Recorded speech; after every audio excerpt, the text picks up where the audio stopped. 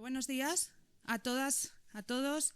Gracias por acompañarnos en este segundo encuentro estatal contra la violencia económica e institucional hacia las mujeres. Gracias a todas las personas que habéis podido venir presencialmente, también a las personas que estáis conectadas a través del streaming. Estamos muy orgullosas de poder organizar este segundo encuentro estatal aquí en la ciudad de León. Y bueno, está organizado por la Fundación Isadora Duncan en el marco del programa Prevención Violencia, cofinanciado con el Ministerio de Igualdad. Es un placer dar comienzo a este acto de inauguración. En primer lugar, damos la palabra a la presidenta de la Fundación Isadora Duncan, doña María García Álvarez. Cuando quieras, María. Señor alcalde y al señor subdelegado del Gobierno por acompañarnos en estas segundas jornadas de violencia económica institucional. Bueno, sabéis que nosotros, Isadora Duncan, somos expertas en visibilizar lo invisible. Y una de las cosas que nos propusimos hace unos años visibilizar era la violencia económica que sufrimos las mujeres. La de este año es la violencia económica que seguimos sufriendo las mujeres, pero esta institucional. Entre ellas, de las dos más escondidas, son la violencia de las parejas de hecho y la violencia de las familias monoparentales. De ello nos hablará una familia monoparental, porque personalmente yo pienso que nuestro problema es tan escondido que solo quienes la sufrimos sabemos lo que es y lo que pasamos. Y espero que les guste lo que nosotras el estudio que hemos hecho. Tania se ha convertido en nuestra mayor experta de lo que es en violencia económica y violencia de las mujeres, porque no hay que olvidar que la violencia económica viene acompañada de otras violencias que también sufrimos. Y aunque estamos en tiempos, pues para mí que vengo de los tiempos oscuros, en tiempos muy negativos, pero pienso que también hay una generación nueva de mujeres que sí que va a luchar porque esto no se caiga abajo. Y que sigamos, y bueno, nada más, darles la bienvenida y paso la palabra al señor alcalde.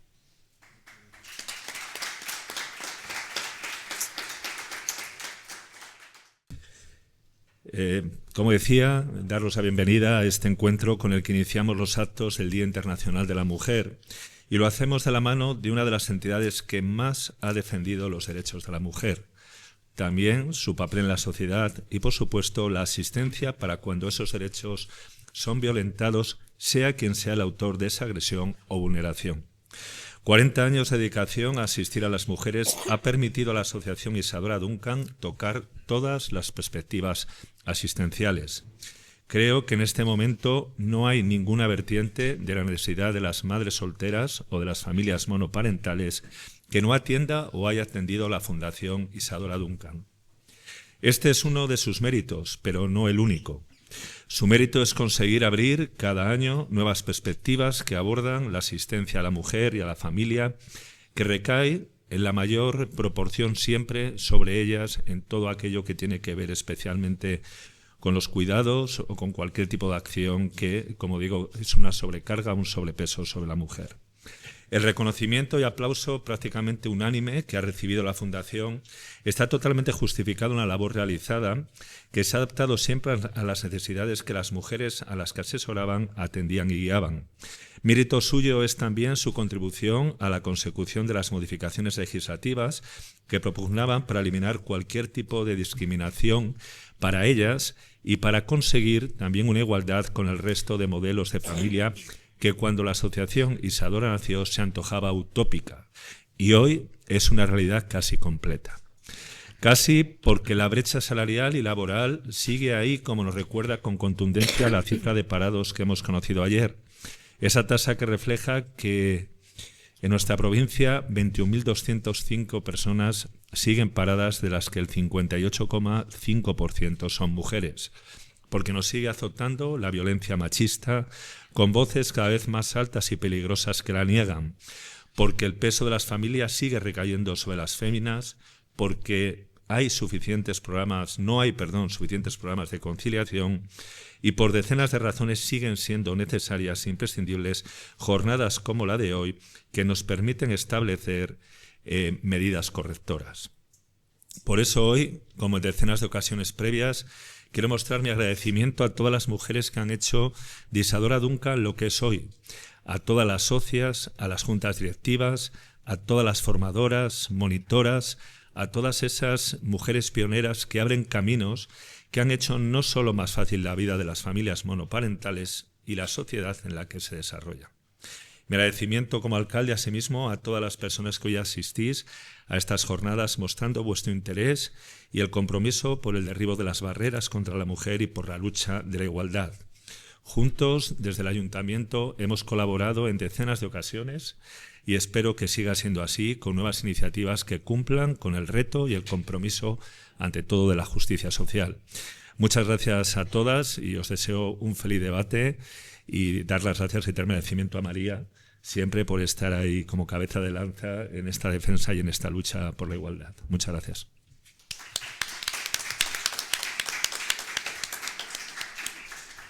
Gracias, alcalde. Gracias, María, también. Quiero dar la palabra para concluir este acto inaugural al subdelegado del Gobierno en León, don Héctor Alaiz Moretón. Buenos días, presidenta de la Fundación Isadora Duncan, María, alcalde de León, responsable de programas, representantes de las distintas instituciones que están hoy aquí con nosotros acompañándonos en esta inauguración. El resto de personas, veo que la sala está prácticamente llena, lo cual me congratula. Muy buenos días a todos y a todas. Quiero empezar mi intervención dando las gracias a la Fundación Isadora Duncan, no solo por organizar esta jornada centrada en una realidad invisibilizada, sino también por su labor a lo largo de 4 décadas exigiendo justicia social.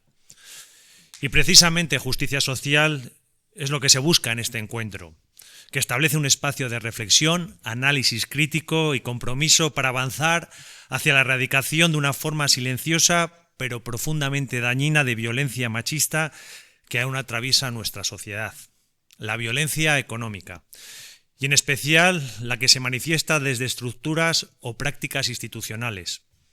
Responde a situaciones donde barreras administrativas, normativas o procedimientos impiden el acceso a derechos económicos fundamentales o reproducen desigualdades estructurales que afectan desproporcionadamente a las mujeres. Se trata de obstáculos que dificultan el acceso a prestaciones como pensiones alimenticias o de viudedad, a la justicia gratuita o a una igualdad real ante el sistema. Esta jornada pone el foco precisamente en estas barreras, en cómo se construyen y reproducen desde ámbitos que deberían garantizar igualdad y protección y en cómo podemos transformar esas prácticas para construir una respuesta eficaz y con perspectiva de derechos humanos. Quiero subrayar que el Gobierno de España y en particular el Ministerio de Igualdad reconoce de forma creciente la importancia de visibilizar y combatir todas las modalidades de violencia contra las mujeres.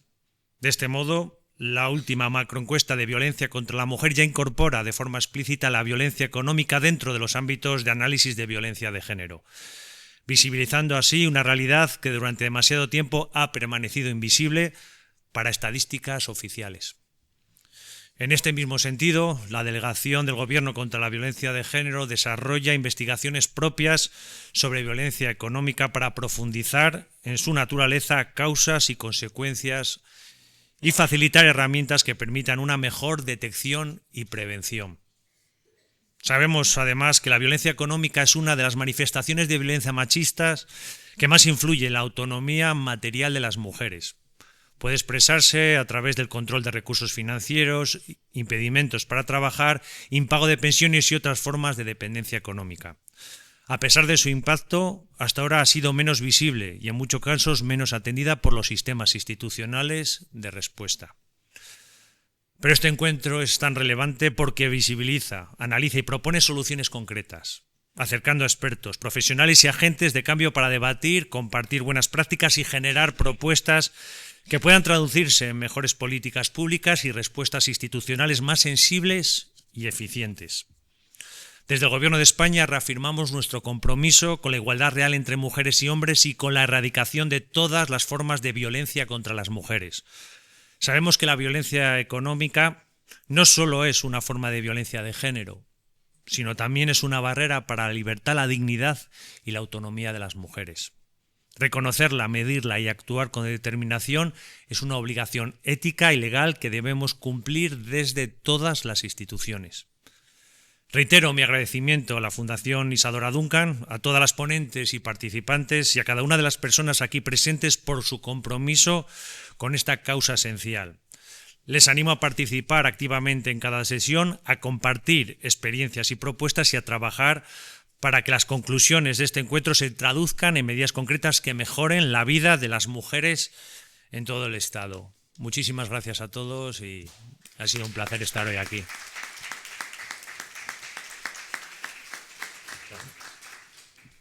Muchas gracias, subdelegado.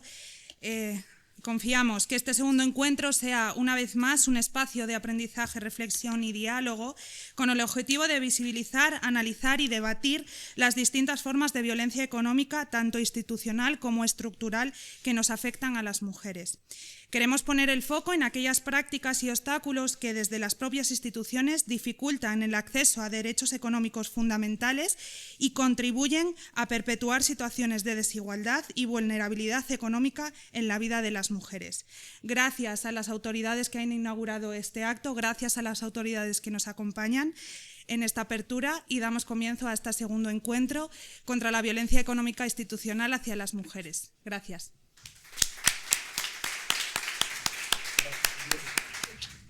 María Asunción Colas Turégano es doctora en Derecho y profesora titular de Derecho Penal en la Universidad de Valencia, donde también es codirectora del Máster Oficial en Criminología y Seguridad. Es especialista en violencia de género y en delitos contra las relaciones familiares, con una aportación destacada al estudio del delito de impago de pensiones como forma de violencia económica, a través de trabajos como la incapacidad para el impago de la deuda en el delito de impago de pensiones y el bien jurídico protegido en el delito de impago de pensiones como instrumento de tutela frente a la desigualdad de género. Su investigación abarca también materias como el punitivismo y sanciones alternativas, delincuencia juvenil, mediación penal, delitos contra la intimidad, protección penal del medio ambiente y delitos contra el bienestar animal. Ha participado en 11 proyectos competitivos desde 1995 y es actualmente investigadora principal de proyecto financiado por el Ministerio de Ciencia, Innovación y Universidades sobre sanciones alternativas, salud mental y género. Como veis, toda una experta en la materia, y en este caso nos acompaña para hacer una ponencia sobre el delito del impago de pensiones como violencia económica. Asunción, muchas gracias, es un placer tenerte con nosotras. Tienes la palabra durante 30 minutos. Muchas gracias, Tania. Contestando a tu presentación, el placer es para mí el poder estar hoy aquí. Doy mi agradecimiento a la Fundación Isadora Duncan y lo personalizo en Tania, también en Inés y en María, la presidenta, por la amable acogida y por la invitación. La verdad es que fue una sorpresa porque yo ya hacía así como 9 años, no, un poquito menos, desde el 2019 que no había trabajado este delito, pero es verdad que en su momento hice 3 investigaciones sobre distintos ámbitos de la figura y efectivamente en el 2016 publiqué un trabajo sobre el vínculo del delito de impago de pensiones con esa modalidad más desconocida de la violencia de género, que es la violencia económica. Y tengo que agradecer esta invitación porque me ha dado la oportunidad en este mes de profundizar y de ver otra serie de cuestiones que probablemente pues den lugar a una nueva publicación sobre la materia. Como quiero ser respetuosa con el tiempo, entro en materia. Gracias. Quienes han presentado la jornada ya han dado alguna definición de lo que supone la violencia económica. Es verdad que quizás sea en el ámbito de la violencia de género una de las manifestaciones menos conocidas, que está adquiriendo un protagonismo creciente tanto a nivel internacional como nacional, aunque quizá a nivel nacional nos está costando un poquito más. En la presentación ya se han dado algunos ejemplos de lo que pueden ser supuestos de violencia económica que nos vamos a encontrar tanto durante la convivencia Todos podemos pensar en ejemplos, situaciones como la fiscalización excesiva de gastos a la mujer o el impedirle el acceso al mundo laboral o aprovecharse de los ingresos que ella tiene en el mundo laboral. Estas conductas erosionan progresivamente la capacidad de autodeterminación económica de la mujer, situando una situación o creando una situación de control continuado que no acaba con la separación. En otras modalidades de violencia de género, no siempre, pero podemos pensar que con la separación acaban. En el caso de la violencia económica, muchas veces la situación continúa, porque tras la ruptura, pues esa violencia económica puede manifestarse en el impago de las pensiones de alimento y compensatoria, en el impago de la parte correspondiente a la cuota hipotecaria de la vivienda familiar, la litigación constante, la despatrimonialización a través del lanzamiento de bienes, es decir, que se instrumentaliza esa violencia económica para mantener el control y la dominación sobre la mujer. Esa situación impacta gravemente en la mujer y incrementa su situación de vulnerabilidad. Ya no hablamos de vulnerabilidad física, sino de vulnerabilidad a otro nivel. Genera una gran vulnerabilidad psíquica porque la obliga a endeudarse, a depender de terceros, a asumir en solitario gastos esenciales, lo que le provoca un importante estrés económico y psicológico que afecta a ella, evidentemente, pero especialmente afecta a los miembros más vulnerables de la familia, que son los niños, ¿no? O sea, que es una violencia que afecta a la mujer, pero que afecta también a los niños.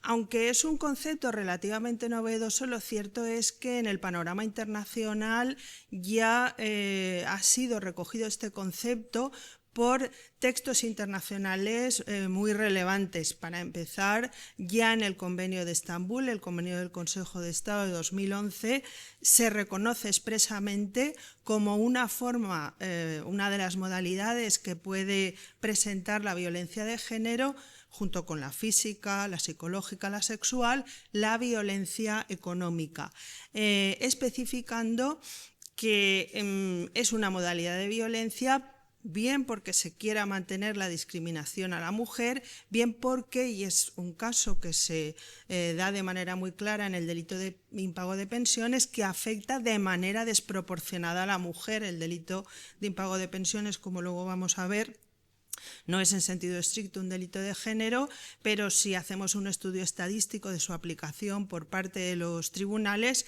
es un delito que de manera mayoritaria cometen los hombres contra las mujeres.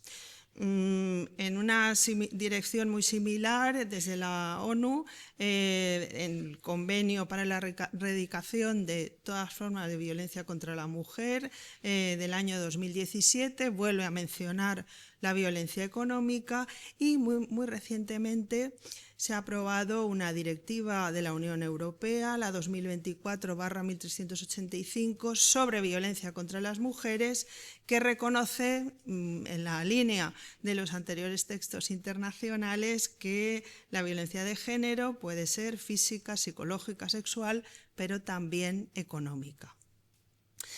¿Qué supone este reconocimiento internacional o qué obligaciones o qué recomendaciones traslada este reconocimiento internacional al legislador nacional, a las instituciones nacionales? Pues esos estándares internacionales imponen a los Estados, de alguna manera, la obligación de reconocer la violencia económica como una forma de violencia de género, establecer mecanismos para prevenirla y, en su caso, en las situaciones más graves, sancionarla, garantizar a las víctimas una reparación integral y, por supuesto, en esa reparación integral que esté incluido el daño económico, y interpretar los incumplimientos económicos no como simples conflictos patrimoniales, sino como prácticas de coerción y dominación. Dicho esto, vamos ya a pasar al plano nacional y vamos a ver de qué manera en la legislación y en la práctica española, en la práctica jurisprudencial española, se ha asumido esta modalidad de violencia. Si hacemos un análisis legislativo, en primer lugar tenemos que focalizar nuestra atención en la ley integral, la Ley Orgánica 1/2004 de Protección Integral contra la Violencia de Género. No menciona en ninguno de sus apartados el concepto de violencia de género. La verdad es que es una ley que tiene muchos aspectos positivos por esa concepción integral. Desde el punto de vista del derecho penal, los penalistas, al menos yo, sí que fui en su momento un tanto crítica con la regulación, y solo encontramos en esa primera, en la versión original, una mención implícita a la violencia económica, sin nombrarla en ese primer momento. Me refiero a la disposición adicional 19ª, en donde se crea, no sé si diré el nombre bien, pero mi compañera de mesa luego va a hablar de manera extensa sobre el tema, el Fondo de Garantía para el Pago de las Pensiones de Alimentos, sin mencionar el nombre de violencia económica. Esta redacción ha cambiado recientemente a raíz de la aprobación de la Ley Orgánica 10/2022, también integral, pero en este caso contra las violencias sexuales, que todos conocemos como la ley del solo sí es sí. Cambia la redacción de esta disposición adicional y ahora sí que ya se habla de manera expresa de violencia económica.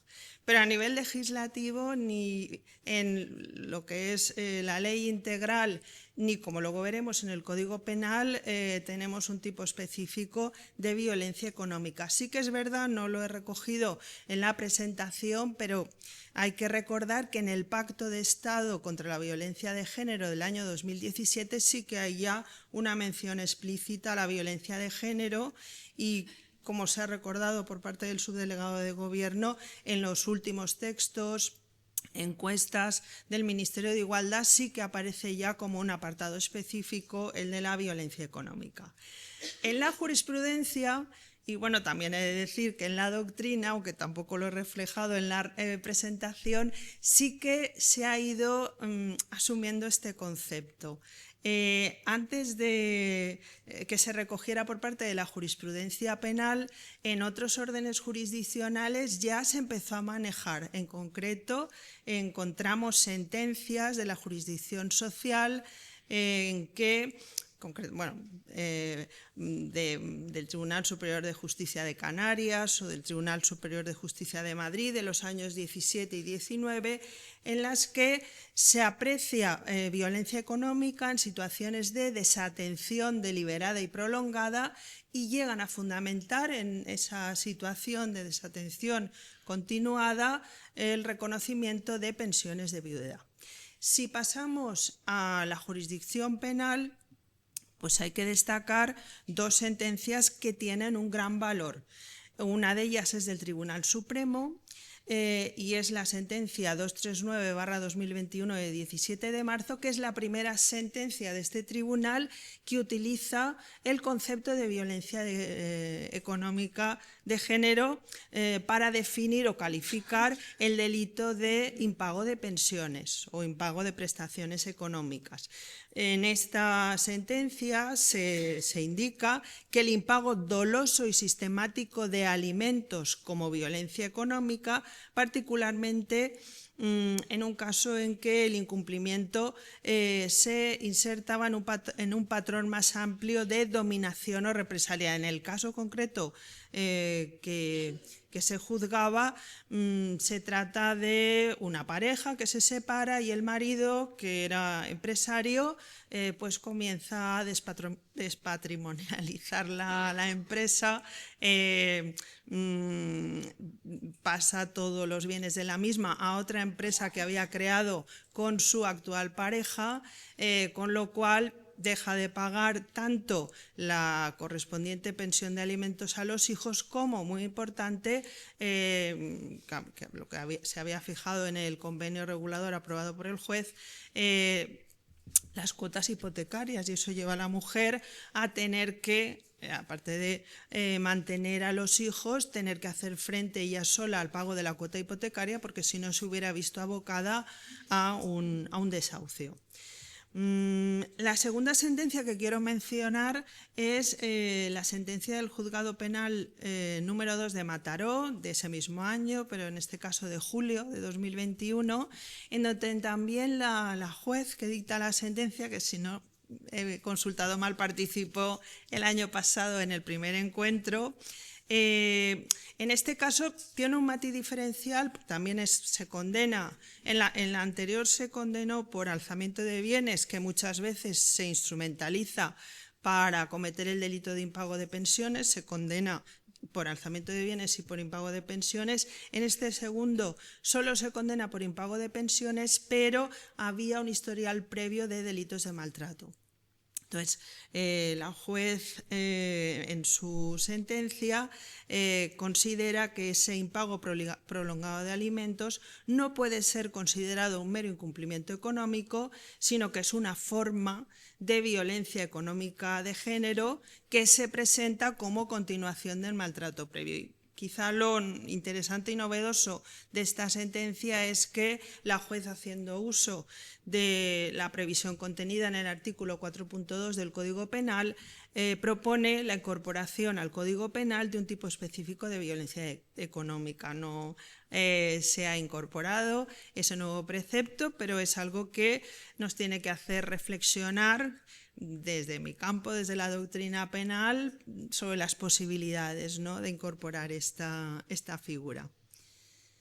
Centrándonos ya en el análisis del artículo 227, en el que se tipifica el delito de impago de prestaciones económicas, lo que voy a hacer es una revisión muy general de las características de este delito, de cómo podemos concluir que efectivamente, analizando su bien jurídico, sí podría ser considerado como un supuesto de violencia económica de género, y dándole esa calificación de delito de género, qué consecuencias prácticas, me voy a centrar solo en 4 cuestiones, podría tener en este ámbito. Bueno, el delito de impago de pensiones, pues la verdad es que tiene una historia larga, porque el delito se introduce por primera vez en el Código Penal de la Segunda República. No es nuevo en realidad, es decir, cuando se aprueba la ley de divorcio en la Segunda República se incorpora también un delito de impago de pensiones, ante la realidad que muchas veces las pensiones no se pagan.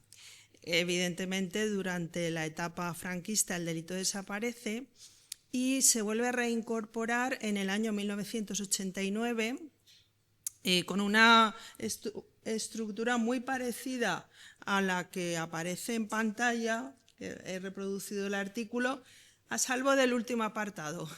El apartado 3 no estaba en esa redacción que se da al tipo cuando se introduce en el año 69, eso que dice: y la reparación del daño procedente del delito comportará siempre el pago de las cantidades adeudadas. Es importante que recuerden este apartado, por lo que luego comentaré. ¿Qué características generales tiene este delito? Bueno, pues para empezar es un delito especial porque no lo puede cometer cualquier persona. Tiene que ser alguien que esté en una situación de ruptura de una relación de pareja o en un proceso de reconocimiento de alimentos derivados de la filiación. Por lo tanto, no cualquiera lo puede cometer. Es un delito omisivo, es un delito doloso. Hay que tener en cuenta, una de las críticas que se han dirigido a esta figura es que hay quien ha dicho: es una prisión por deudas. No se puede considerar que este delito castiga al que no puede pagar, sino que castiga al que no quiere pagar, ¿vale? Por eso es un delito doloso. Si hacemos un estudio del número de absoluciones por este delito, la mayor parte de las absoluciones vienen precisamente por la incapacidad. Es decir, si la persona no puede pagar porque no tiene capacidad económica para hacer frente, Lo lógico sería que pidieran una revisión del convenio regulador, que muchas veces no se hace y les aboca a una denuncia penal, pero finalmente penalmente no se les condena. Por tanto, no se puede decir que estamos ante una modalidad de prisión por deudas y que como resultado exige el peligro abstracto, es decir, que a quien se protege o la razón de ser, el bien jurídico protegido es, como enseguida vamos a ver, la protección de la parte más vulnerable en esas situaciones de ruptura o en esas situaciones de reconocimiento de filiación. Centrándonos en el bien jurídico, hay muchas discusiones doctrinales al respecto, pero yo no les voy a aburrir, solo simplemente decirles que básicamente hay tres posturas. Quienes consideran que es una especie de delito de desobediencia puramente formal, que lo que hace es reforzar las resoluciones judiciales frente a su incumplimiento. En segundo lugar, hay un grupo de autores que mantienen una postura mixta, que entienden que con el delito se protege tanto la administración de justicia, es decir, que se cumplan las resoluciones de los tribunales de justicia, como la seguridad económica de los beneficiarios de la prestación, y una tercera postura que en su día mantuvo la profesora Patricia Laurenzo y en la que yo también me alineo, en que consideramos que lo que este delito protege es la integridad personal de las personas más vulnerables en esa situación de ruptura de la relación en su dimensión material. Esa posición material ha venido avalada también por la jurisprudencia, concretamente ahí cito dos sentencias del año 2020 y la más reciente 41/2024, en donde se indica que el delito protege el derecho de asistencia económica de los miembros de la familia necesitados de protección, lo que exige desde el principio de mínima intervención reservar la respuesta penal para incumplimientos dolosos que frustren la tutela civil y generen un riesgo real de sostenimiento.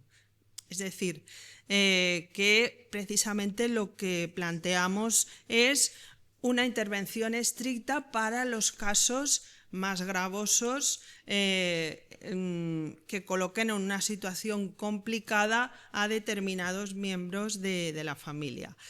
La interpretación del tipo desde esa perspectiva, unida al mandato contenido en el artículo 39 de la Constitución española, que obliga a los poderes públicos a proteger la familia y también a la infancia, nos lleva a la conclusión de que podemos considerar que el impago doloso y sistemático para mantener la dependencia económica, castigar a la expareja o desestabilizar su proyecto de vida encaja plenamente en las dinámicas de violencia económica de género descrita en los estándares internacionales.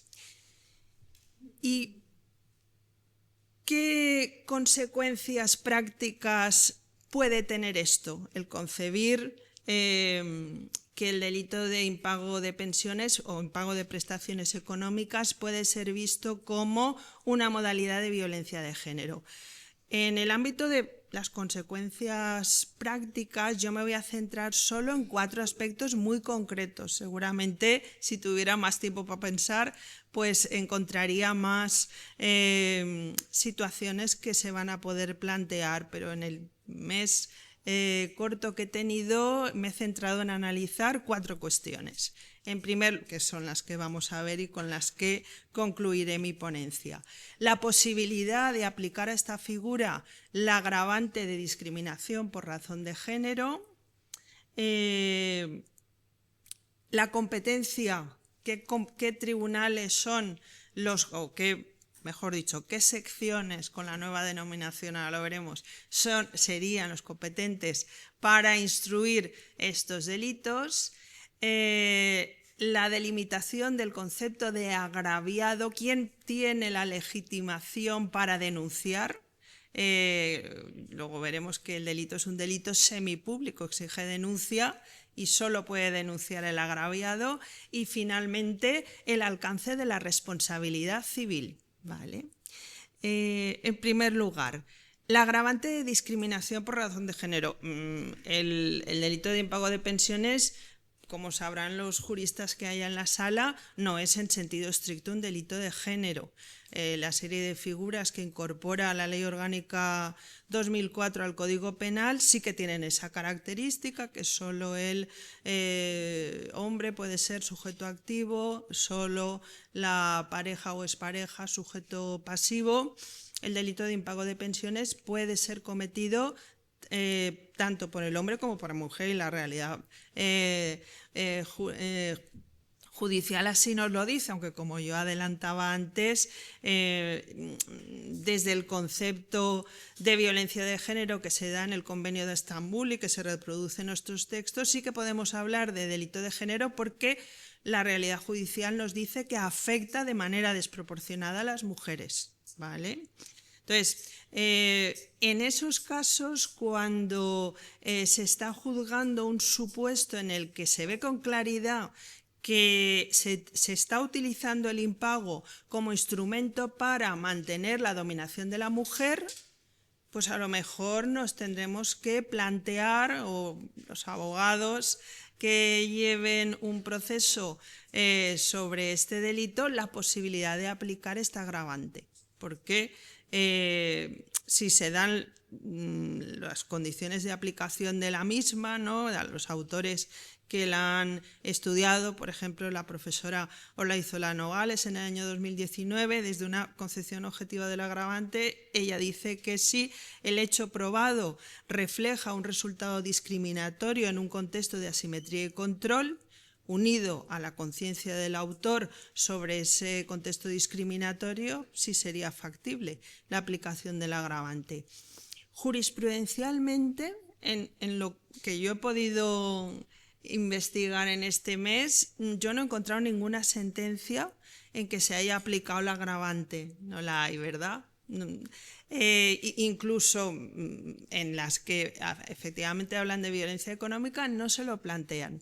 Pero en la doctrina yo sí he encontrado ya voces que entienden que sí sería aplicable. En concreto he encontrado dos trabajos muy recientes, uno de una penalista, otro de una procesalista, de mi compañera la profesora Fátima Pérez, que en el año 2024 ya dijo que sería aplicable el agravante cuando se usa como mecanismo de sometimiento y control de la mujer, generando desasosiego y asfixia económica en un contexto de superioridad masculina. Y en parecidos términos, Galdeano Santamaría, una tesis recién leída de una joven procesalista, que también mantiene la posibilidad de su aplicación. Y ahí lo dejo, ¿no? Yo seguiré investigando sobre la materia.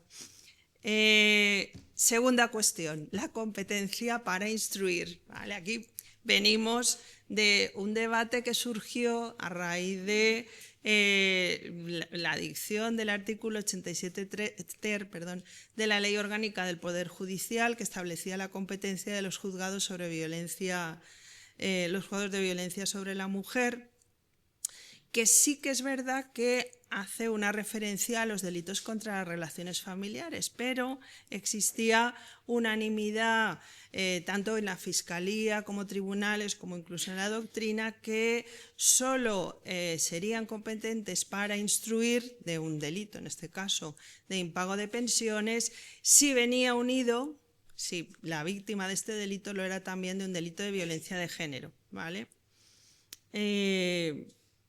Ahí había unanimidad, es decir, que si no venía unido a un delito de violencia de género, pues a un juzgado de instrucción común, que desde la perspectiva de la mujer es peor, porque pues siempre será mejor que sea un juzgado especializado, atento a la realidad de la mujer, el que sea competente para la instrucción.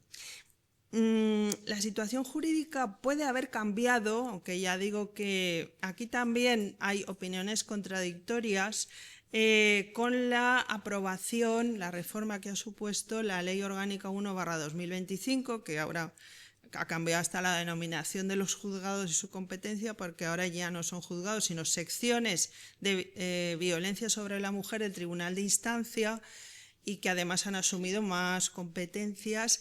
Y en concreto, Galdeano, esta procesalista, sí que menciona en su trabajo que la nueva redacción del artículo 89 bis sí que daría pie a considerar que estas secciones de violencia sobre la mujer serían competentes en cualquier caso para juzgar los delitos de impago de pensiones, salvo que lo que se reclamara fuera exclusivamente por un proceso de filiación la pensión de alimentos a los hijos, en cuyo caso la competencia ya no sería de las secciones de violencia sobre la mujer, sino de las secciones de violencia contra la infancia y la adolescencia. Por lo que desde su perspectiva no sería necesario el que, en caso de impago de pensiones, donde es la mujer la que denuncia, no sería necesario un delito de violencia de género previo para que atrajera la competencia de estas secciones. Dicho esto, sí que no lo refleja en la diapositiva, pero sí que hace 2 días repasé la jurisprudencia más reciente, y en la jurisprudencia de los tribunales siguen manteniendo de momento la misma posición que en la interpretación del artículo 87 ter, es decir, que siguen exigiendo que para traer la competencia para instruir este delito, pues que haya también un delito de violencia de género. Cuestión que también tenemos que seguir analizando. Tercera cuestión, ¿quiénes pueden denunciar? Claro, el delito de impago de pensiones es un delito semipúblico, exige denuncia, y eso, sobre todo la cuestión más controvertida que se planteaba ante los tribunales era quién tenía la legitimidad para denunciar en el caso de impago de la pensión de alimentos de hijos ya mayores de edad, pero que eran dependientes económicamente, es decir, que seguían viviendo con la madre, no tenían independencia económica, pero claro, el niño no quería denunciar al padre, lo cual es lógico. En un primer momento, tanto la jurisprudencia estaba dividida, ¿vale? Y en la doctrina pues se decía que al ser mayor de edad, pues era el hijo el que tenía que presentar la denuncia. La resolución más avanzada en este terreno es la que dicta el Tribunal Supremo en una sentencia de 29 de octubre de 2020, que además es una sentencia del Pleno que ha venido a dar respuesta a esta cuestión, ¿vale? Entonces, por resumir, o si quieren en el debate concreto un poquito más, porque no sé cómo voy de tiempo, creo que voy bien, ¿no? Pero no quiero comerle el tiempo a mi compañera. El Tribunal Supremo lo que dice es, o lo que hace, es una reinterpretación del concepto agraviado, ¿vale? La jurisprudencia, también la doctrina que había investigado sobre ese concepto, llegaban a la conclusión de que por agraviado podíamos entender única y exclusivamente el sujeto pasivo del delito. Entonces, si era el hijo el titular de la pensión de alimentos, el agraviado era él. La madre podía ser perjudicada, pero no agraviada.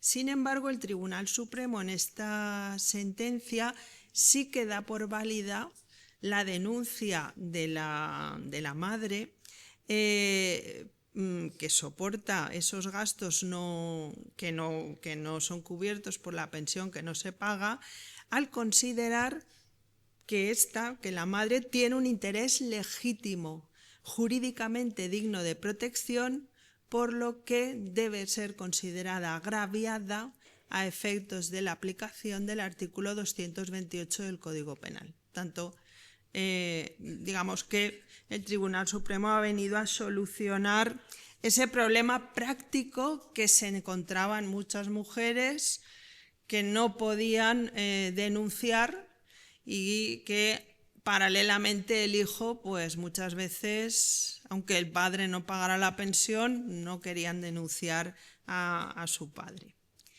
Y la última cuestión en la que voy a entrar es la relativa al alcance de la responsabilidad civil. Me dijeron que en la sala había muchos juristas, pero también profesionales de otros ámbitos. Hay que recordar que los tribunales penales no solo se pronuncian sobre la responsabilidad penal, sino también sobre la responsabilidad civil derivada del delito. Es decir, que se recoge en la sentencia, concretamente en el fallo de la sentencia, la pena que corresponde cuando se ha probado que el sujeto ha cometido el delito, es responsable del mismo, y también la responsabilidad civil por los daños que ese delito ha ocasionado.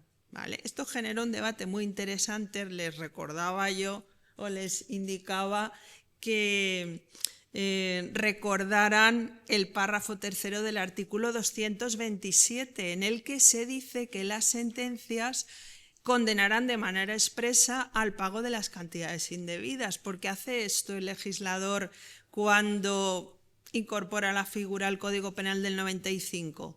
Porque cuando se introduce la figura en el año 1989 no había ninguna referencia al pago de las cantidades indebidas. ¿Qué pasaba?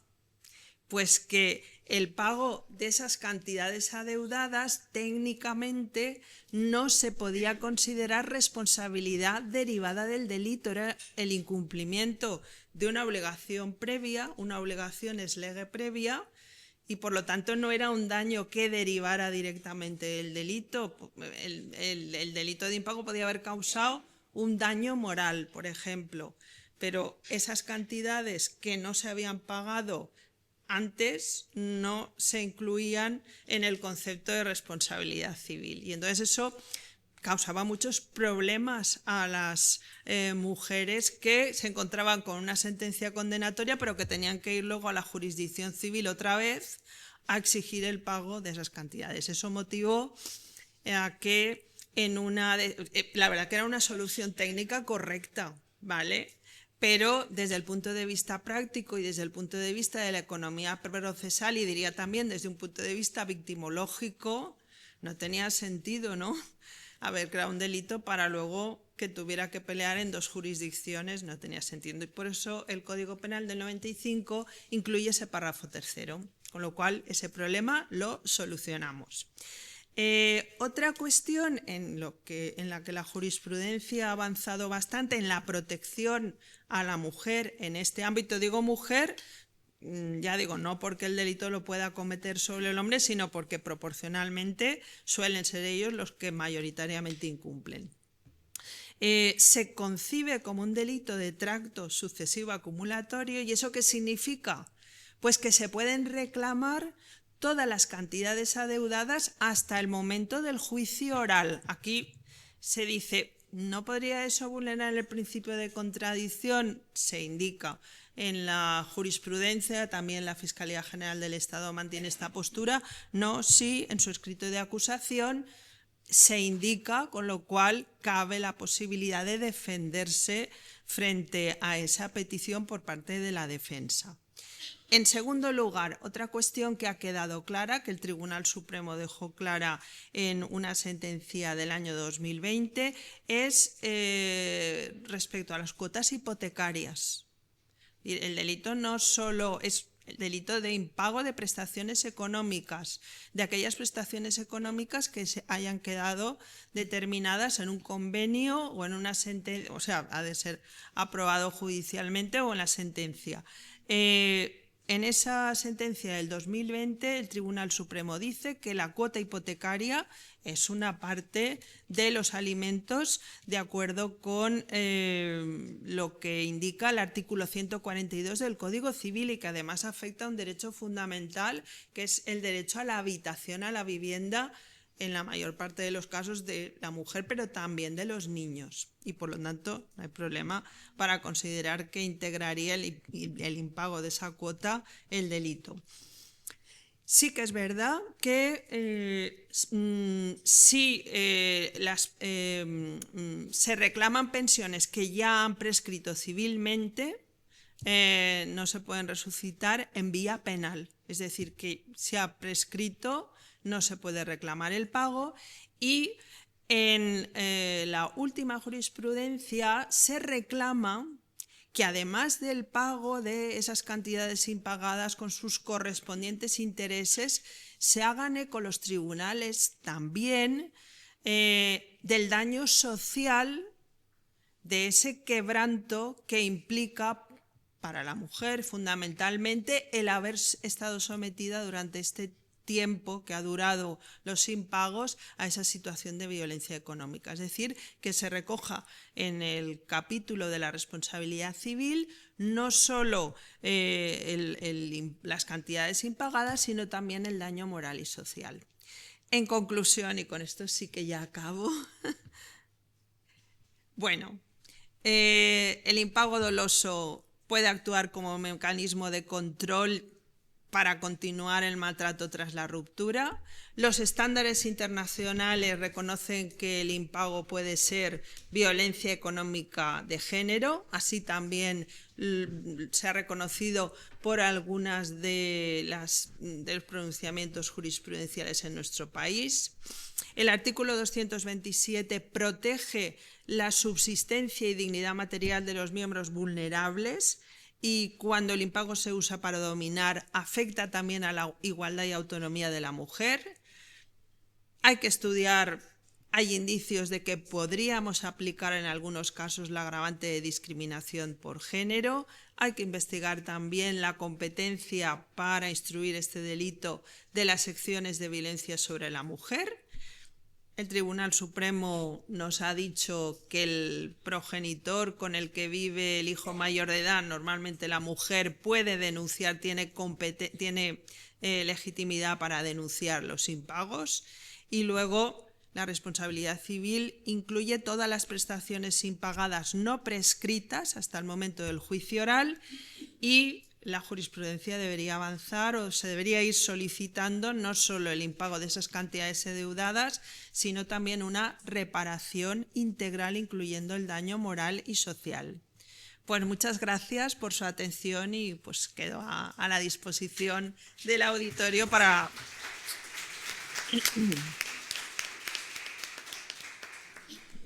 Gracias, Asunción, es un placer escucharte. Bueno, como sabéis y habéis visto, el programa está muy justito de tiempo, entonces quiero dar la palabra a la segunda intervención, a Isasi, y después, si nos quedan unos minutitos entre las dos mesas, podremos hacerle algunas preguntas a cualquiera de las dos ponentes. Isasi Pérez Fernández es licenciada en Derecho por la Universidad Pública de Navarra, donde cursó el máster universitario en Género, Mujeres e Igualdad y el diploma de especialización en Género. Cuenta también con un máster de Protección Jurídica de Derechos Humanos por la UNED y ha realizado diferentes formaciones especializadas en igualdad y violencia contra las mujeres.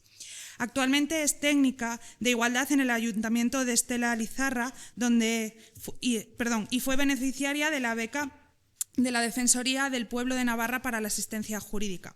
Está especializada en violencia económica, centrando su trabajo en el análisis jurídico del impago deliberado de la pensión de alimentos desde la perspectiva de género. Es coautora de la guía Claves para visibilizar y prevenir la violencia de género económica y autora de diversos informes y publicaciones en este ámbito. Ha intervenido como ponente en nuestro primer encuentro estatal de buenas prácticas sobre la violencia económica hacia las mujeres, así como en múltiples formaciones especializadas en la materia. En este segundo encuentro realiza la ponencia sobre el análisis y propuesta de modificación del Fondo de Garantía de Pensiones Alimenticias para el impago de pensiones en el marco de la protección contra la violencia de género económica. Isasi, muchas gracias por acompañarnos un año más. Tienes la palabra, cuando quieras. Buenos días, Egunon. En primer lugar, agradecer la invitación a este segundo encuentro para abordar una de las violencias más invisibilizadas, que es la violencia de género económica, en concreto la institucional. Quiero destacar la importancia de estas jornadas y trabajos que se realizan en materia de violencia de género económica, y es que principalmente tenemos que tener presente que parece ser que no, pues que todo lo que no se menciona no se ve y que no existe. Entonces, es súper importante que visibilicemos y este encuentro es una de esas formas y por mi parte daros la enhorabuena. Por otra parte, la necesidad de abordar la realidad que rodea la violencia de género económica. ¿Por qué? Básicamente para desarrollar una política pública en camino a su erradicación.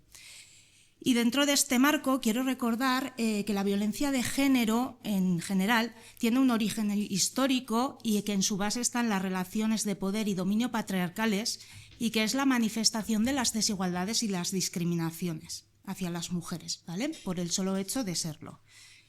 No me voy a dilatar más y voy a ir directamente a abordar el análisis y una propuesta de modificación del Fondo de Garantía de Anticipo del Pago de Pensión de Alimentos, de este impago, desde el marco de protección de la violencia de género económica y desde una perspectiva de género. En primer lugar, vamos a ver qué es el fondo y cuál ha sido su evolución. Bueno, el fondo lo que hace es garantizar el pago de la pensión de alimentos a hijos e hijas en caso de incumplimiento.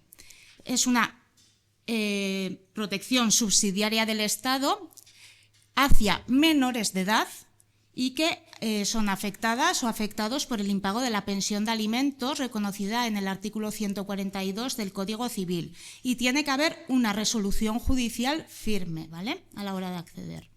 Depende del Ministerio de la Seguridad Social y se financia a cargo de los presupuestos generales del Estado.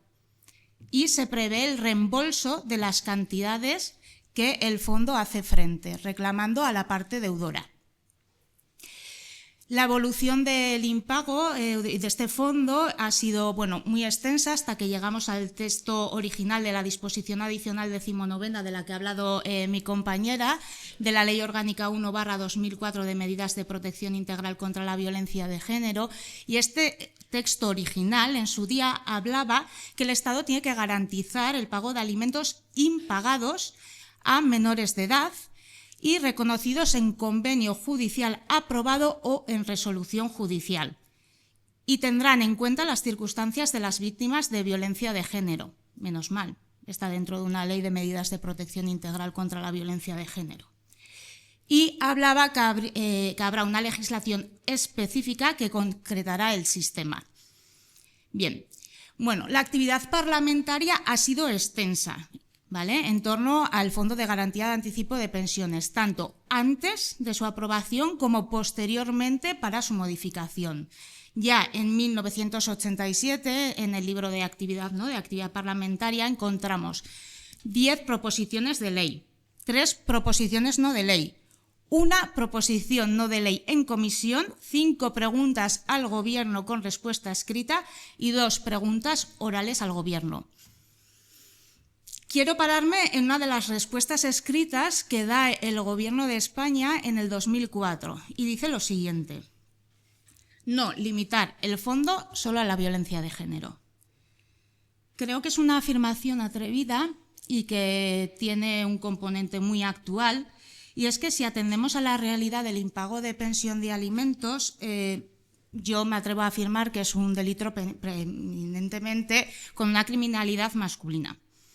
Es súper importante a la hora de desarrollar cualquier política pública analizar la realidad que rodea a un fenómeno. En este momento nos encontramos con una problemática de falta de datos oficiales inmensa. Yo cada vez que solicito datos, llevo 3 años cada X tiempo solicitando datos vinculados a la realidad del impago de la pensión de alimentos, no se trasladan o se trasladan pocos de aquella manera como se quiere. Y esto lo que hace es dificultar el análisis. No obstante, encontramos datos. ¿Y qué nos señalan sobre la realidad del impago? La última macroencuesta de 2024, publicada en diciembre del 2025, nos habla que el 11% de las mujeres señalan que al menos en una ocasión su expareja no le ha pagado el importe correspondiente a la pensión alimenticia por hijos e hijas comunes. Hay un informe del Ministerio de Interior de violencia contra las mujeres entre 2015 y 2019 en el que nos decía que de 600.000 denuncias de violencia de género aproximadas, 18.000 eran por un impago deliberado de la pensión de alimentos en la franja de mujeres entre 31 y 40 años. Este mismo informe también nos hablaba que el 91,8% de la violencia económica con victimización de mujeres es impago de prestaciones económicas. El INE nos señala sobre el registro de penados y penadas que las personas condenadas por un delito de abandono de familia no señala expresamente del impago de alimentos, pero sí que hay que decir que este impago está dentro de los conocidos como delitos por abandono de familia. Podemos observar que la criminalidad de la autoría del delito permanentemente es del hombre, un 91,0,7%. Espera, echo para atrás que he visto que alguna persona estaba echando foto a la diapositiva y aprovecho para beber agua. Bien, luego tenemos un estudio de la investigación del Instituto de Políticas de Bienestar y Social de la Universidad de Valencia que nos señalaba que el incumplimiento de pagos acordados en convenio en casos en los que no se denunciaba alguna manifestación de la violencia de género en los pagos acordados era de un 41%. Y en los supuestos en los que se daba alguna manifestación de la violencia de género, un 70%. Cuando hablamos de gastos extraordinarios, más o menos también se mantiene igual. En las mujeres que no sufrían otra manifestación de la violencia, un 45%, y en mujeres víctimas de otra violencia, un 68%. Bien, volvemos a la regulación de este fondo. Ya una vez que se aprueba, ¿no?, esa disposición adicional 19ª de la Ley 1/2004, tenemos la disposición transitoria 11ª de la Ley Orgánica 3/2007, que es la de igualdad real entre mujeres y hombres, que ya habilita a la aprobación del Real Decreto 1618/2007, que es el que actualmente está en vigor y regula el Fondo de Garantía de Anticipo de Pensiones. Hay una modificación que ya ha mencionado también mi compañera por la LOGILS, la conocida popularmente como la Ley Orgánica del Solo sí es sí, que modifica esa disposición adicional 19ª y que nos habla que este fondo se desarrolla en el marco de la protección contra la violencia económica y que el Gobierno modificará la regulación actual del Fondo de Garantía de Pensiones en sentido de mejorar accesibilidad, eficacia, dotación económica, ¿vale?, a través de precisamente la modificación de este Real Decreto. Sorpresa, de momento no se ha modificado. Y luego tenemos el proyecto de Ley de Familias del 2024. Bueno, este proyecto de Ley de Familias recoge la modificación en algunos apartados de este Real Decreto en la misma línea en que recogía el proyecto de Familias de 2023. Todavía se encuentra en sede parlamentaria, no ha sido debatida, está en prórroga de enmienda, lleva como más de 30 prórrogas, veremos qué ocurre. Vale, nos vamos a introducir ya en el Fondo de Garantía de Anticipo de Pensiones. Vamos a hablar de los pocos datos que he podido obtener, ¿vale?, o de los datos que he obtenido. Bien, solicitudes y concesiones. Un 96,1% de las solicitudes son de mujeres. ¿Esto qué nos está indicando? Que a quienes se está impagando la pensión de alimentos es a mujeres. Pero hay un 3,09% de hombres que la solicitan. De todas las solicitudes se conceden 57,40%. Es decir, el fondo no está haciendo frente a la realidad del impago de la pensión de alimentos, si se están concediendo únicamente la mitad de las solicitudes. Yo solicité datos desagregados por sexo de las concesiones. No sé cuáles son, no se me han trasladado. Los solicito y me vuelven a trasladar las solicitudes. No quiero las solicitudes, quiero saber las concesiones. ¿Por qué? Porque si se están concediendo a hombres, este fondo no está desarrollándose dentro del marco de protección contra la violencia de género económica y ya hay un mandato, y para mí es especialmente relevante saber qué pasa a partir de la LOGILS, porque el mandato es claro, y el mandato es claro que dice que hay que modificar el Real Decreto, ¿vale?, dentro del marco de protección de la violencia de género económica. no me los han trasladado. ¿Por qué? Pues no lo sé.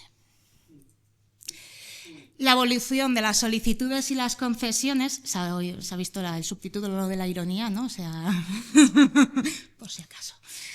La evolución, como podemos ver, de las solicitudes a las resoluciones de concedidas, estamos en la mitad aproximada. Hubo un pico de solicitudes y volvió a bajar. Los motivos principales de denegación. Se trasladan 3 motivos principales por año, un motivo principal, un segundo motivo y un tercero. Aquí, la parte superior, arriba del todo, los he ordenado en número total. Y el primer motivo es que los ingresos de la unidad familiar son superiores a los exigidos en los requisitos de acceso. Luego vamos a analizar cuál es este ingreso de la unidad familiar, porque hay una propuesta de mejora para ello. Y es reflejo, además, ¿no?, del hecho de que nos estén concediendo la prestación que da este fondo. Luego, la segunda es el desistimiento por parte de la persona solicitante. No sabemos por qué. ¿Por qué se está desistiendo? ¿No? ¿Por qué? ¿Qué barreras hay realmente para acceder a este fondo para que se acabe desistiendo? Y luego la inexistencia de una ayuda análoga en otro estado. Veremos qué es esto, de que para poder acceder tenga que haber en otro estado una ayuda análoga a este Fondo de Garantía de Anticipo de Pensiones. Esto es para las personas migradas, ya veremos. Luego, la falta de un testimonio de ejecución civil, la ejecución penal y no civil, la caducidad y la mayoría de edad de la menor o del menor. Categorías de análisis a la hora de ver este fondo y hacer una propuesta de mejora. Vemos la edad del sujeto con derecho de alimentos, las beneficiarias, la interseccionalidad la tenemos que tener muy presente, la unidad familiar, el umbral de acceso, la temporalidad, la cuantía, la documental acreditativa, la incompatibilidad o compatibilidad de esta prestación, la accesibilidad, el reembolso y el procedimiento de urgencia. Son muchas categorías de análisis, pero son las que se han elaborado a la hora de analizar y hacer una propuesta de mejora. Bien, ¿cómo vamos a analizar y hacer la propuesta? Por una parte, veremos cuál es el desarrollo actual, o sea, cómo se contempla o cuáles son los requisitos de este fondo. Por otro lado, la ley del proyecto de familias del 8 de marzo de 2024, que está ahí en tramitación parlamentaria, en ese limbo, y luego las mejoras que proponemos y el por qué. Bueno, en primer lugar, señalar que solamente pueden acceder a este fondo menores de edad y mayores de edad con una discapacidad superior a 65%. La ley de familias lo mantiene igual. Creo que es tener muy poco en cuenta la realidad que rodea ahora mismo la emancipación de la juventud y la dependencia económica que todavía existe de los mayores y de las mayores de edad. Tenemos otras prestaciones como la pensión de orfandad, que se puede percibir hasta los 25 años y se está estudiando todavía hasta los 26. No vengo a inventar la rueda en ninguna de las propuestas, o sea, simplemente es la aplicación de otras prestaciones que existen, ¿vale? Y atender a la realidad que rodea en este momento nuestra sociedad y al impago de prestaciones de alimentos. Por otra parte, tenemos a la parte beneficiaria. Tienen que ser españolas o españoles menores de edad, menores nacionales de la Unión Europea residentes en España y extranjeras de la Unión que no son de la Unión Europea si llevan en España 5 años, los 2 años anteriormente. Si la menor o el menor es menor de 5 años, se le aplica a la parte que solicita, es decir, a la madre en la mayoría de casos, como ya hemos visto. Y en el estado de origen tiene que haber una prestación análoga para las españolas. Vale. Es tener muy poco en cuenta la interseccionalidad y los procesos migratorios. El proyecto de ley de familias la mantiene igual, este requisito.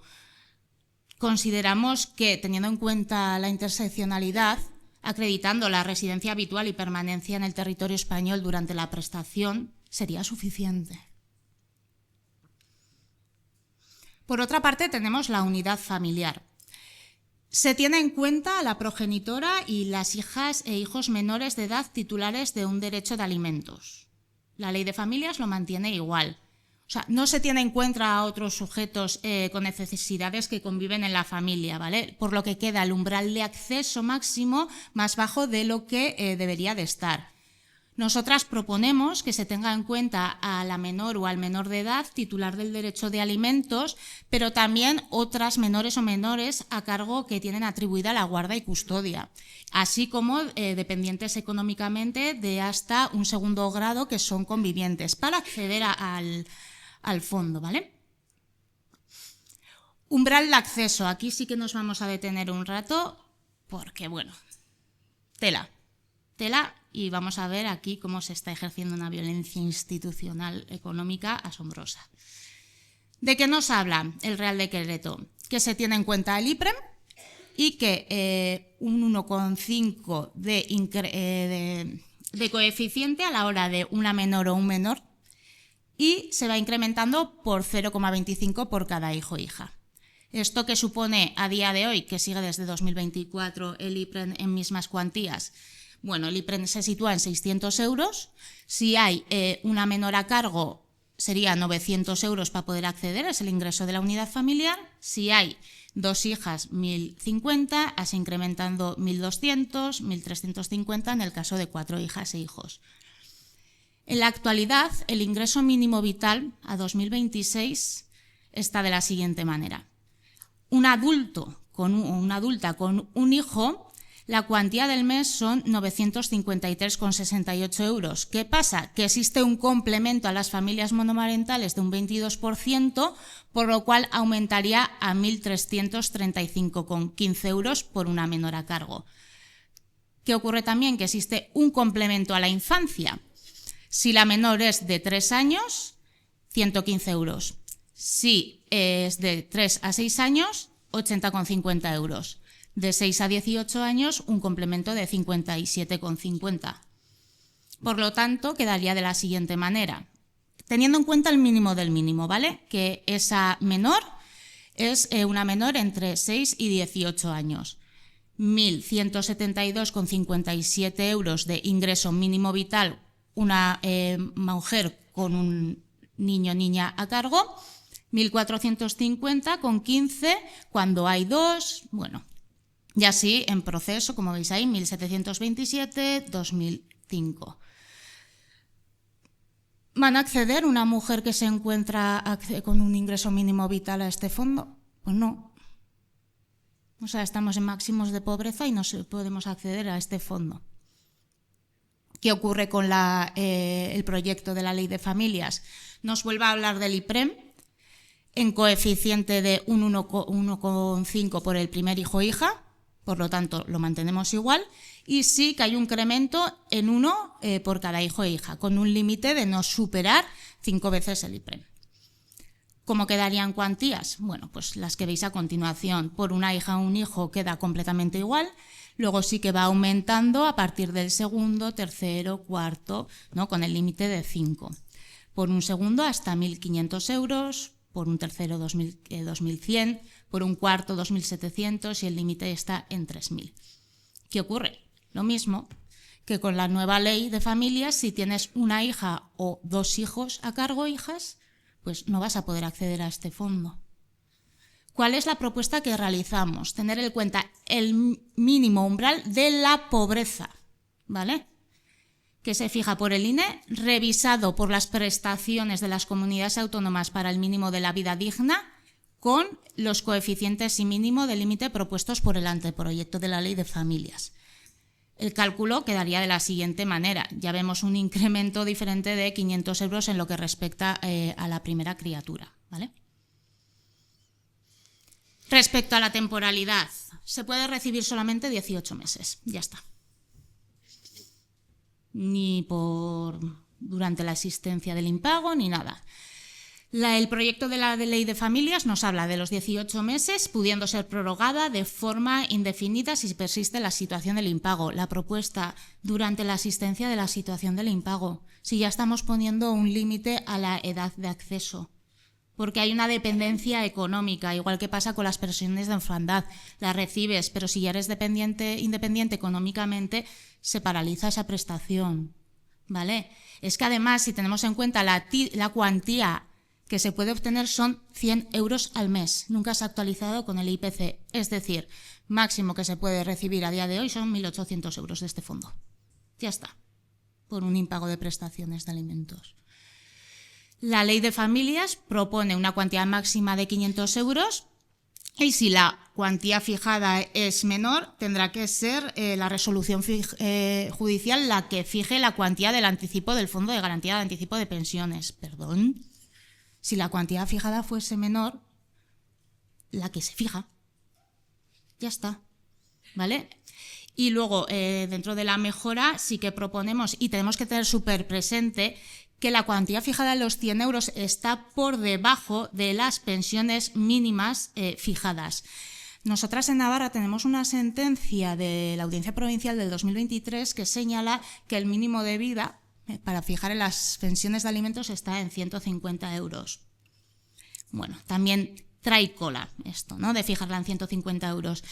Y hay algo que yo quiero traer aquí a la mesa, y es que cuando se fija una pensión de alimentos no se está teniendo en cuenta para nada el valor de los cuidados.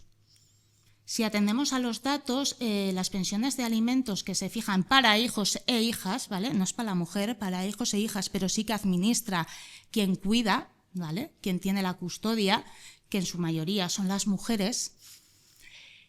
En esta determinación no estamos teniendo en cuenta toda esa labor que esa mujer está realizando al cuidado y a la gestión del bienestar de esas niñas y niños, ¿sí? Por eso, cuando se habla también de impago de prestaciones, tenemos que tener presente que estamos ante la violencia vicaria, porque a quien se deja de pagar es a la hija y al hijo. Y por medio de este impago se da un sufrimiento grave a la mujer, porque es quien está administrando y gestionando, y la que ve en peligro tanto su integridad psicológica, física, su bienestar y ¿no?, el cubrir sus necesidades básicas. Consideramos que la cuantía tiene que ser actualizada por el IPC, evidentemente, y bueno, la cuantía máxima de 500 euros que la Ley de Familias establece. Respecto al proceso judicial previo que se solicita que se debe de tener para obtener la documentación acreditativa, el Real Decreto nos habla de resolución judicial reconocida que reconozca la pensión, la ejecución y el resultado infructuoso de ejecución. La ley del proyecto de familias mantiene igual. Esto es conocer muy poco la realidad que rodea la violencia de género. La última macroencuesta nos señala que solo el 22% no llega de la violencia, se denuncia. Y si acudimos al estudio de Ecobio, vemos que las reclamaciones judiciales por impago de pensiones en general, cuando la mujer no es víctima de otro delito, se reclaman un 48%. Un 70% cuando la mujer sí que es víctima de otro delito de violencia de género. Y en las reclamaciones penales vemos como esta reclamación baja. En el caso de mujeres que no sufren otro delito estamos por la mitad, igual que en el caso de otras mujeres que sufren otro tipo de violencia de género. Aparte de que consideramos que debería de reducirse la documentación acreditativa, contradice con el artículo 23 de la Ley Orgánica de Violencia de Género, que nos habla de diferentes documentos para acreditar la situación de víctima de violencia.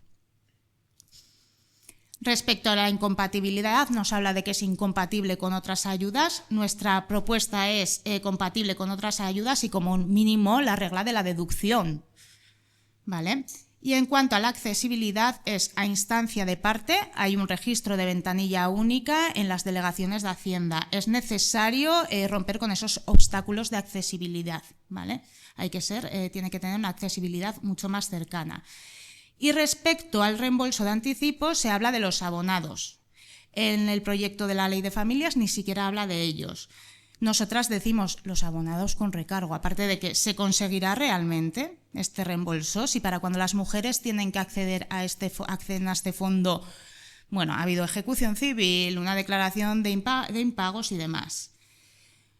Creemos que podríamos hacer ingeniería jurídica, y aquí os lanzo a las expertas, respecto a condicionar este impago en otro tipo de políticas. Y quiero traer como curiosidad una ley de la Ciudad Autónoma de Buenos Aires, que es la Ley 6771, que se aprueba en diciembre del 2024, ya en vigor, y es que Buenos Aires ha prohibido el acceso a los partidos de fútbol a los progenitores no custodios y obligados a pagar la pensión de alimentos cuando llevan 2 cuotas impagadas.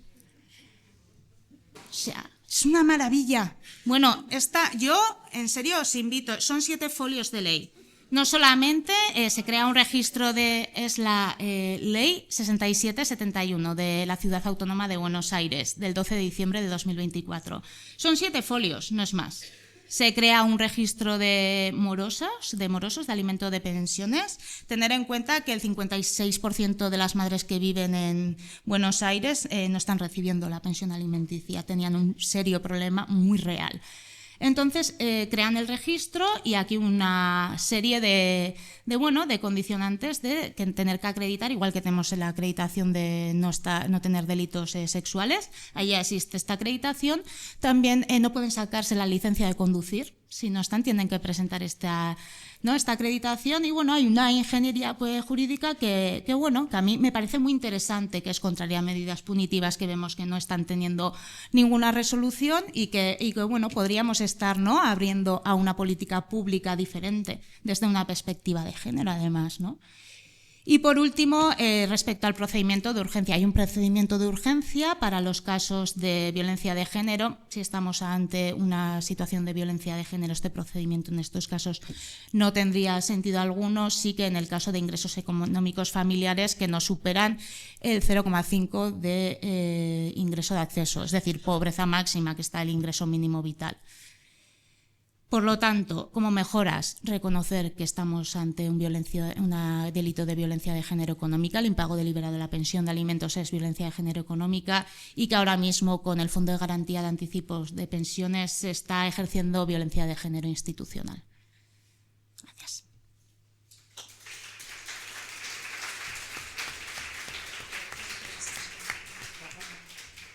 Gracias, Isasi. Siempre es un placer escucharte y más poniendo sobre la mesa realmente acciones que podemos llevar a cabo y que son reales y que se acompasan con la realidad y las necesidades de las familias, de las madres y de las niñas y de los niños. Gracias. Gracias a las dos. Tenemos 4 minutos para recoger alguna pregunta. Sé que hay preguntas en el directo.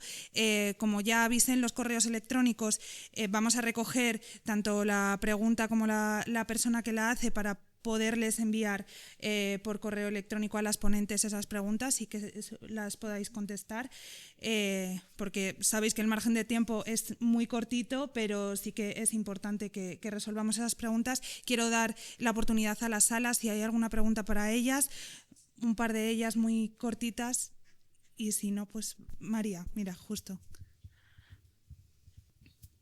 Hola, esta es para Itati. Cuando has hablado de familias monomarentales, ¿me quieres explicar qué es monomarental? Estás de examen, ¿eh? Soltera, pero todavía no lo sé. Yo es que hablo de familia monomarental, siempre el genérico es monoparental, pero la realidad, por ejemplo, yo con los datos que manejo un poco en Navarra, es cuando una mujer encabeza, ¿no?, esa familia y tiene a cargo hijas e hijos. En Navarra, en nuestro registro, que existe desde 2019, solicité los datos y el 97% de las familias monomarentales en Navarra están encabezadas por una mujer. Pero no significa que en su libro de familia haya solo una mujer. Eso es. ¿Cuál es la trampa para echarlas de todo? Se utiliza todo el colectivo, pero a la hora de la verdad, cuando se legisla, lo de monomarental dicen solo donde la mujer sea el árbol genealógico. Con lo tanto, fuera de todo, en estas medidas dejan fuera al 90% de las familias monoparentales, porque monomarental es un 1% y además privilegiado. Si estamos mirando las encuestas, nivel económico alto, nivel profesional alto. Las pobres son las que sirven de base para hacer esta política clasista discriminatoria. Referente a las pensiones de orfandad, de la seguridad social, depende del estatus social civil de la madre. No son igual si la madre es soltera o es separada. Si es soltera y, por ejemplo, la seguridad social dice la pensión de orfandad, si no hay ninguna otra pensión, tiene derecho y las circunstancias son a la pensión máxima. Pero el hijo de una madre soltera nunca llega a la pensión máxima. Y lo sabemos porque lo recurrimos constantemente. Lo mismo pasa con el ingreso mínimo vital. En teoría está muy bien, 1.000 y pico euros, pero a la hora de la verdad reciben 400 euros, 500 euros, o sea, pobreza. Y también aquí quiero destacar una cosa que he mirado ayer y no ha cambiado. Los niños acogidos en las casas de víctimas están por debajo del umbral de la pobreza. Esos niños no reciben el mismo dinero que un niño acogido por una comunidad autónoma, por ejemplo. Porque dicen, familia, por ejemplo, 30 euros, pero no piensan que hay igual 3 o 4 niños en cada familia. Miras el dinero que hay y esos niños están todos por debajo del umbral de la pobreza. Y nosotras no vemos que el pacto de Estado, que tanto dinero tiene, esté, por ejemplo, cubriendo esto. Las pensiones de alimentos, las de las familias monoparentales no son de 100 euros. Nosotros hemos estudios que son de 50 euros y 75. De hecho, hay abogados que nos dicen, tenéis que hacer una campaña de que no se pida pensión de alimentos, porque esos 50 euros les impide todo. Les impide todo, no pueden acceder a ninguna ayuda porque hay otro progenitor. Entonces, quizás convencer a los abogados que no pidan nada, para que las familias esas puedan acceder a algo. Que no lo sé, que no soy jurista, pero yo estoy hablando de esas trampas de monoparentalidad y parentalidad que están haciendo más pobres a las mujeres. Pero eso sí, bajo una cosa que dice, uy, ampliamos derechos, pero en realidad los están restringiendo y castigando, como siempre, a las mujeres pobres. Nada más. Sí, toda la razón, y ahí es cuando hablamos siempre que tenemos que tener súper presente la interseccionalidad, ¿no? Y dentro de la interseccionalidad sí que existe lo que viene a ser, ¿no? la clase social, la migración, el hecho de no tener un origen distinto, y hay que tener presente. Por eso yo siempre hablo de, por favor, datos. Pongamos sobre la mesa datos, hagamos estudios que se ofrezcan para poder adaptar una política de igualdad real, ¿no? Y que pueda abordarse. Y respecto al Pacto de Estado contra la Violencia de Género, yo es una crítica que siempre hago. Por favor, el control de a qué se está destinando ese dinero. Creo que es súper importante. En aquellos ayuntamientos donde existen técnicas de igualdad, es verdad que gestionamos nosotras, ¿no? El destino de ese dinero y que, por ejemplo, en el caso de Estella, lo destinamos a una asistencia psicológica anual gratuita para las mujeres. Es un proceso psicológico en el que pueden acudir cada 2 semanas, además con una continuidad con la misma psicóloga durante un periodo de 2 años. Porque no solo la violencia de género, ¿no? Es esas manifestaciones que vemos más claras como la física, la psicológica, la económica, la sexual, sino que hay consecuencias que sufrimos las mujeres precisamente de esas relaciones de poder subordinación que nos discriminan, ¿no? Y que son fuente de desigualdad, como pueden ser las monomarentales, ¿no? Y demás. Entonces, lo destinamos a esa asistencia psicológica gratuita. Pero en otros casos sí, pues que vemos que se han destinado a pintar bancos morados, ¿no? A teatros, y pues sí que es vergonzoso. Y yo creo que por una parte estaría bien hacer un manual que ya se trabaja en ello, ya nosotras desde delegación en Navarra nos mandan un correo con ejemplos de unas buenas prácticas, pero el control no puede ser solamente un Excel en el que rellenar. Habrá que acreditar la ejecución de ese dinero, en dónde y cómo. Y respecto a la interseccionalidad que me estás mencionando en todo lo que viene a ser qué es la monomarentalidad, la orfandad y más, toda la razón. Sí. Muy bien, pues con eso nos quedamos. Muchas gracias de nuevo a las dos. Así que os damos un aplauso y pasamos a la siguiente mesa.